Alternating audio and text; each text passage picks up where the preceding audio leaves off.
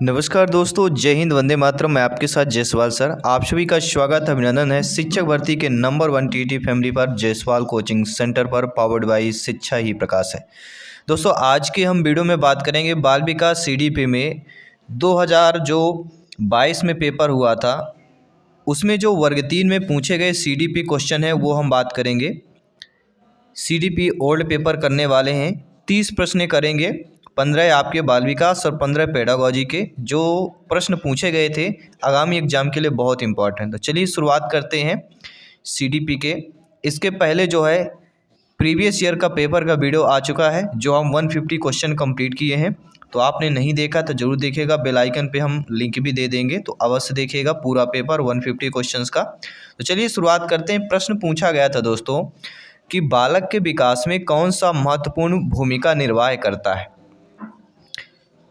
तो बालक के विकास में महत्वपूर्ण जो भूमिका निर्वाह करते हैं वह कौन करता है? परिवार के सदस्य, रिश्तेदार करते हैं, माता पिता करते हैं या मित्र करते हैं। तो सभी लोग जानते हैं, आप सभी लोग ज्ञानी सर्वव्याख्याता लोग हैं कि बाल विकास में जो है महत्वपूर्ण भूमिका निर्वाह जो होता है वह माता पिता का होता है, मदर एंड फादर। तो यहाँ पे C option is the right answer. दूसरा प्रश्न यहाँ पे पूछा गया था कि गर्भाधारण की प्रथम अवस्था क्या कहलाती है। तो यहाँ पे पिंड अवस्था, भ्रूण अवस्था और आपके डिम्ब अवस्था, और चौथा ऑप्शन दिया गया था आपका बीज अवस्था। तो देखिए, गर्भधारण की प्रथम जो अवस्था कहलाती है वह हमारी कौन सी कहलाती है? डिम्ब अवस्था। ठीक है, जो ईएसबी ने यहाँ पे जो सही माना है वही हम आंसर यहाँ पे आपको बता रहे हैं। बाकी किसी भी प्रश्न पर डाउट है बेफिक्र आप लोग कमेंट कर सकते हैं। ठीक है, चलिए अगले प्रश्न की बात कर लेते हैं। दोस्तों, अगला प्रश्न सीडीपी से पूछा गया था कि चलना सीखना क्या है। एक लक्षण है, शारीरिक विकास है, या कह सकते हैं क्रियात्मक विकास है, या व्यवहार है। तो चलना सीखना जो कहला जाता है वह हमारा कहला जाता है एक क्रियात्मक विकास, मोटर डेवलपमेंट कहला जाता है। क्या हो जाएगा? Motor development. इसके बाद अगला प्रश्न है कि बालक के मानसिक स्वास्थ्य में कौन सा घटक जो है प्रभावित नहीं करता है।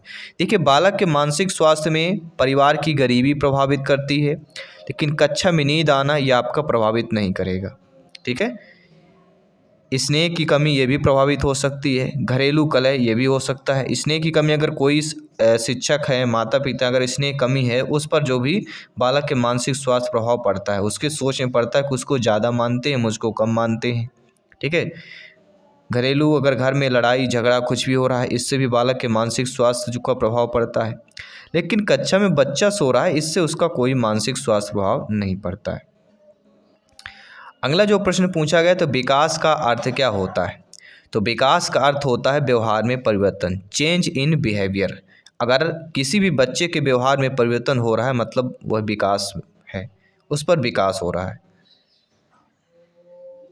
आई होप सभी लोग समझ गए होंगे। आइए बात करते हैं अगले प्रश्न की। Which is not a mental disorder. प्रश्न यह है कौन सा मानसिक विकार नहीं है। देखिए, मिर्गी आना ये हमारा मानसिक विकार नहीं होता। मानसिक विकार क्या होता है? मिर्गी आना मानसिक विकार होगा। जी हाँ दोस्तों, मिर्गी आना भी एक मानसिक विकार पे आता है। लेकिन गठिया जो बात है आपने समझा होगा, ये मानसिक विकार नहीं। तंत्रिका रोग ये भी मानसिक विकार है, मनोविकृति ये भी मानसिक विकार है। तो तंत्रिका रोग, मनोविकृति और मिर्गी ये तीनों मानसिक हैं, और गठिया जो होता है गोट ये हमारा मानसिक में नहीं आता है। अगला प्रश्न यहाँ पे पूछा जा रहा है कि मानसिक बीमारी में शामिल नहीं है।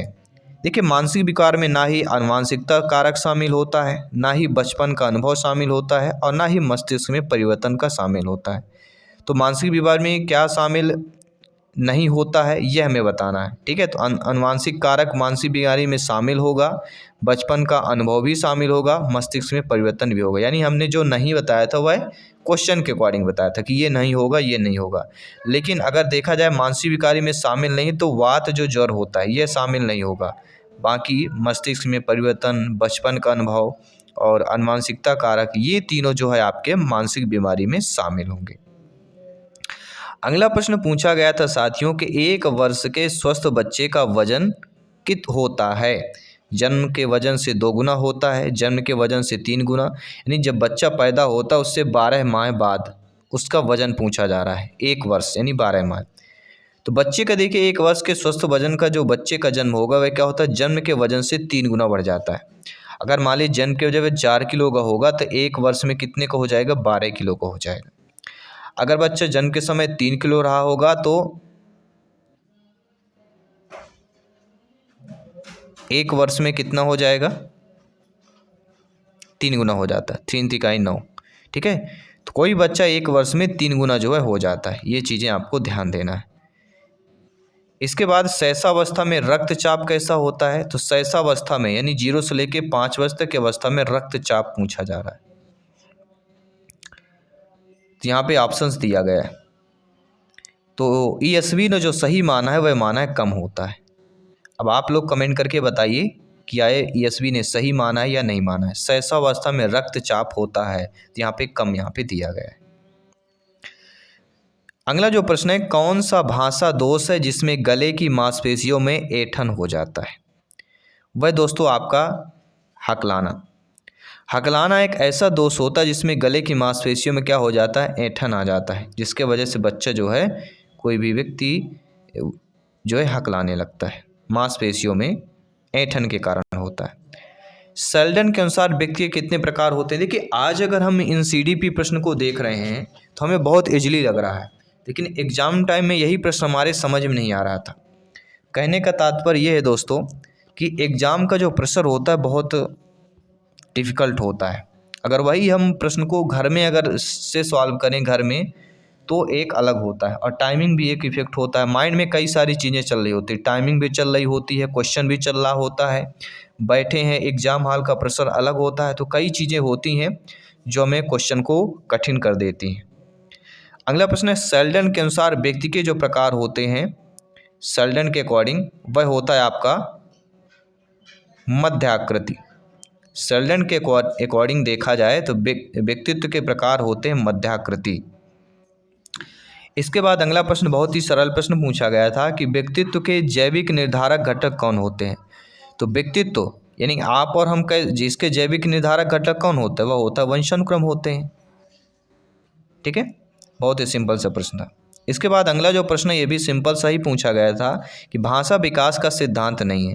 देखिए अनुबंधन का सिद्धांत ये भाषा विकास का सिद्धांत है, अनुकरण का सिद्धांत ये भी भाषा विकास का सिद्धांत है, और परिपक्वता का सिद्धांत ये भी भाषा विकास का सिद्धांत है। लेकिन अतिरिक्त शक्ति का सिद्धांत, प्रिंसिपल ऑफ एडिशनल पावर, ये आपका जो है भाषा विकास का सिद्धांत नहीं है।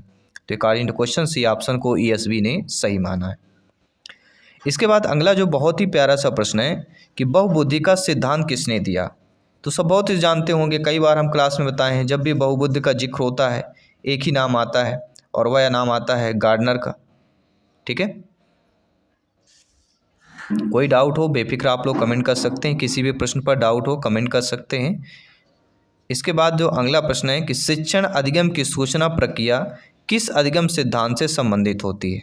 आपके व्यवहार से, संज्ञानात्मक से, भावात्मक से, या आपके सामाजिकता से होती है। तो शिक्षण अधिगम की सूचना प्रक्रिया जिस अधिगम सिद्धांत से संबंधित होती है वह होता है आपका संज्ञानात्मक, कॉग्निटिव की बात करते हैं। आई होप सभी लोग समझ रहे हैं, कमेंट करते रहिए, फीडबैक करते रहिए। अगला जो प्रश्न है बहुत ही अच्छा प्रश्न यहाँ पे पूछा गया था, एक छात्र जो शिक्षक एवं सहपाठियों से तर्क वितर्क करता है तो वह क्या होगा। एक छात्र जो बच्चा है, बालक बालिका है, वह शिक्षक एवं सहपाठियों से तर्क वितर्क कर रहा है, इससे जो होता है तो तर्क वितर्क करना क्या हो जाएगा, तो सभी लोग जानते हैं तर्क वितर्क कर रहा है, शिक्षक से भी कर रहा है, सहपाठी से कर रहा है, मतलब बच्चा वह प्रतिभाशाली है, ब्रिलियंट आपका चाइल्ड हो जाएगा। सी ऑप्शन यहाँ पे सही हो जाएगा। ठीक है, आइए बात करते हैं अगले प्रश्न की कि मेघ चित्त परीक्षण निम्न में से किसके मापन में प्रयुक्त होता है। ये शायद आपने ना पढ़ा हो, लेकिन मेघ चित्त जो परीक्षण होता है ये किसके मापन के लिए होता है, पर्सनालिटी के लिए होता है, अर्थात व्यक्तित्व मापन के लिए होता है। मेघ चित्त याद रखिएगा, व्यक्तित्व मापन ये आपने पढ़ा है। प्रासंगिक अंतर्बोध परीक्षण व्यक्तित्व को मापने की विधि है। कौन से व्यक्तित्व के मापने की विधि है, तो यह प्रासंगिक अंतर्बोध आपने पढ़ा होगा। यह दोस्तों प्रक्षेपी तकनीक मापने की विधि हो जाती है। प्रासंगिक अंतर्बोध मतलब प्रक्षेपी तकनीक, ध्यान रखिएगा। अगला जो प्रश्न यहाँ पे बहुत ही इंटरेस्टेड प्रश्न दिया गया है कि अधिगम एक क्रिया है, धार्मिक है, सामाजिक है, तो अधिगम जो क्रिया कहला जाती है वह हमारी कौन सी क्रिया कहला जाती है? सभी लोग ध्यान दीजिएगा, वह कहला जाती है हमारी सामाजिक, सोशल्स। जी हाँ, अधिगम एक सोशल्स क्रिया है, एक सामाजिक क्रिया कहला जाती है। अगला प्रश्न देखिएगा, बहुत ही अच्छा इंटरेस्टेड प्रश्न दिया गया है कि निम्नलिखित में से कौन सा कारक जो है अधिगम को प्रभावित करेगा? ऐसा कारक बताना जो अधिगम को प्रभावित करे। तो केवल तो अधिगम को नहीं, अधिगम शैली तो ये नहीं प्रभावित कर सकती, केवल प्रेरणा, जहाँ केवल दिया गया समझ लीजिएगा, केवल रवैया ये भी नहीं। लेकिन आप देखेंगे डी ऑप्शन में जो दिया गया अधिगम शैली, प्रेरणा, दृष्टिकोण और मूल्य, तीनों चीज़ें दी गई, तो तीनों चीज़ें यहाँ पे सही हो जाएगा, केवल वाला नहीं करना, डी ऑप्शन का यहाँ पे चयन करना है। अगला प्रश्न है, निम्नलिखित में से कौन जो है शिक्षा का एक महत्वपूर्ण पहलू नहीं है? शिक्षक हो गया, विद्यार्थी हो गया, ये दोनों महत्वपूर्ण पहलू हैं। विषय सामग्री भी आपका महत्वपूर्ण पहलू होता है, लेकिन यहाँ पे शिक्षा के क्षेत्र में अगर शिक्षा के अकॉर्डिंग देखा जाए, महत्वपूर्ण पहलू माता पिता नहीं होते। ठीक है, यहाँ समझ लीजिएगा, शिक्षा का एक महत्वपूर्ण पहलू नहीं है। तो शिक्षा मतलब शिक्षक, विद्यार्थी, विषय सामग्री, ये तीनों तो इम्पोर्टेंट है, लेकिन माता पिता यहाँ पे यशवी ने नहीं माना है। अगले प्रश्न की बात करते हैं। अगला, सीखने को व्यक्तिगत और खाली स्थान कारकों की अंतरक्रिया के रूप में परिभाषित किया जा सकता है, मनोवैज्ञानिक, शारीरिक, पर्यावरण या मुद्रा। तो सीखने के व्यक्तित्व और किन कारकों के अंतरक्रिया के रूप में जो है परिभाषित किया जा सकता है, वह हमारा कहलाता है, सभी लोग बताइएगा, पर्यावरण। क्या हो जाएगा? पर्यावरण इज द राइट आंसर। बाकी आइए बात करते हैं। अगला जो प्रश्न दिया गया कि शिक्षण, जी हाँ दोस्तों, यहाँ पे दिया गया है शिक्षण जो होता है, जो टीचिंग होता है, वह छात्रों का मार्गदर्शन करने की एक जटिल कला होती है। शिक्षा के विभिन्न पहलुओं के बीच संबंध स्थापित करता है। सही कोड को यहाँ पे चुनना है। देखिए, जो शिक्षण होता है साथियों, शिक्षण जो होता है वह छात्रों का मार्गदर्शन करने की जटिल कला भी होती है। सब कोई तो पढ़ा भी नहीं सकता, एक जटिल कला है। और ख़ास तौर पर आपके फर्स्ट क्लास से लेके 5th क्लास तक के बच्चों को पढ़ाना। शिक्षा के विभिन्न पहलुओं के बीच संबंध भी स्थापित करता है शिक्षण। तो शिक्षण ये दोनों चीज़ करता है। अब देखिए ऑप्शंस में दोनों चीज़ें कौन सा दिया गया है, तो देखेंगे 1 और 2 दोनों, सी ऑप्शन दिया गया, इसलिए सी ऑप्शन को हम यहाँ पे चयन कर लेंगे। अगला जो प्रश्न दिया गया कि शिक्षण कैसा होना चाहिए, नैदानिक होना चाहिए या उपचारात्मक होना चाहिए? दोनों होगा या दोनों नहीं होंगे, ये ऑप्शंस देखना। देखिए, शिक्षण नैदानिक रूप में भी होना चाहिए और उपचारात्मक रूप में भी होना चाहिए, यानी शिक्षण जो है इन दोनों रूपों में होना चाहिए। दोनों रूप अर्थात हम यहाँ पे सी ऑप्शन की बात करें। अगला प्रश्न देखिएगा। अगला प्रश्न दिया गया है, व्यक्तिगत अधिगम, इंडिविजुअल लर्निंग का अर्थ क्या होता है? ठीक है, सभी लोग कमेंट कीजिए। व्यक्तिगत अधिगम, इंडिविजुअलाइज्ड लर्निंग का जो अर्थ होता है वह ये होता है कि प्रत्येक व्यक्ति का अधिगम का अपना तरीका होता है। प्रत्येक व्यक्ति के अधिगम यानी सीखने का जो है एक तरीका होता है, अपना तरीका होगा, अपने तरीके से सीखता है। हर व्यक्ति एक तरीके से नहीं सीख सकता है, हर बच्चा एक तरीके से नहीं सीख सकता है, ये चीज़ें ध्यान देना। अगला है, थर्स्टन ने कितनी प्राथमिक मानसिक योग्यताओं का सुझाव दिया? तो थर्स्टन ने दोस्तों 7 प्राथमिक मानसिक योग्यताओं का सुझाव दिया, 7, याद रखिए। अगला जो प्रश्न दिया गया कि एक बच्चे का सीखना किससे शुरू होता है? तो बच्चे का सीखना जो होता है किससे होता है? द फैमिली से होता है, परिवार से। बच्चा सर्वप्रथम किससे सीखता है? द फैमिली, परिवार से सीखता है। अगला जो प्रश्न दिया है कि शिक्षण क्या होता है दोस्तों? शिक्षण एक कला होती है, एक विज्ञान होता है, सभी बताइए। तो शिक्षण जो होता है कला और विज्ञान ये दोनों होती, शिक्षण कराना कला और विज्ञान ये दोनों में हो जाएगा। अगला प्रश्न दिया गया है कि निम्नलिखित में से कौन सा कथन सही नहीं दिया गया है? देखिए, अधिगम शिक्षार्थी के पिछले अनुभवों का सारांश होता है, यह हमारा कथन सही नहीं दिया गया है, क्योंकि अधिगम यानी सीखना, जो हम सीखते हैं वह विद्यार्थी के पिछले अनुभव का सारांश नहीं होता। अधिगम जो होता है वह शिक्षार्थी ज्ञान अनुभव का एक रचनात्मक संश्लेषण होता है।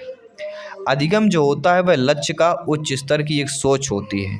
अधिगम रचनात्मक होता है, यानी कि अधिगम के संबंध में ये हमारे ऑप्शन सही दिए गए। इसके बाद अगले प्रश्न की बात करें। अगला प्रश्न बहुत ही इंटरेस्टेड प्रश्न दिया गया, ध्यानपूर्वक समझिएगा। अधिगम को शिक्षार्थी के व्यवहार में खाली स्थान परिवर्तन के रूप में परिभाषित किया जाता है, जबकि शिक्षण गतिविधियों को छात्र के जीवन में परिवर्तन उत्पन्न करने के लिए होता है। तो आप सभी लोग जानते हैं कि अधिगम को शिक्षार्थी, विद्यार्थी, बालक बालिका के व्यवहार में अपेक्षाकृत परिवर्तन के रूप में परिभाषित किया जाता है, जबकि शिक्षण गतिविधियां छात्र के जीवन में क्या होता है, स्थायी परिवर्तन उत्पन्न करने के लिए किया जाता है। तो अपेक्षा स्थायी हो जाएगा, यानी अधिगम को शिक्षार्थी के व्यवहार में अपेक्षाकृत स्थायी परिवर्तन के रूप में परिभाषित किया जाता है, जबकि शिक्षण गतिविधियों के छात्र के जीवन में वांछित परिवर्तन उत्पन्न करने के लिए किया जाता है। वांछित, तो अपेक्षाकृत स्थायी और वांछित वाला ऑप्शन हमारा सही हो जाएगा। इनमें काफ़ी सारा दुविधा हो जाता है, कई बार आप लोग देखते होंगे, ठीक है। तो दुविधा को यहाँ पे हमें नहीं करना है। तो CDP के ये हमारे 30 क्वेश्चन कंप्लीट के लिए हमने जो प्रीवियस ईयर में पूछे गए थे, और सारे हम प्रश्न करने वाले हैं CDP के जो पूछे गए थे, सारे सब्जेक्ट के प्रश्न करने वाले हैं। MPTET वर्ग 3 का प्रिपरेशन करना है अगली तैयारी के लिए, एग्ज़ाम के लिए। तो इस परिवार से जुड़ जाइएगा, इस शिक्षक परिवार से जुड़ जाइएगा, और वीडियो को एक बार दिल से लाइक कीजिए, टेलीग्राम ग्रुप ज्वाइन कीजिए ताकि सभी अपडेट्स आपको मिलता रहे। बाकी प्रीवियस ईयर सारे क्वेश्चन करेंगे, क्योंकि ये लेवल इंपॉर्टेंट है। आने वाले एग्ज़ाम में 20 से 25% ये क्वेश्चन रिपीट होने वाले हैं, लगभग यही लेवल होगा। बाकी सभी अपडेट पाने के लिए जुड़े रहिए। सभी मित्रों को जय हिंद, वंदे मातरम, धन्यवाद सभी का।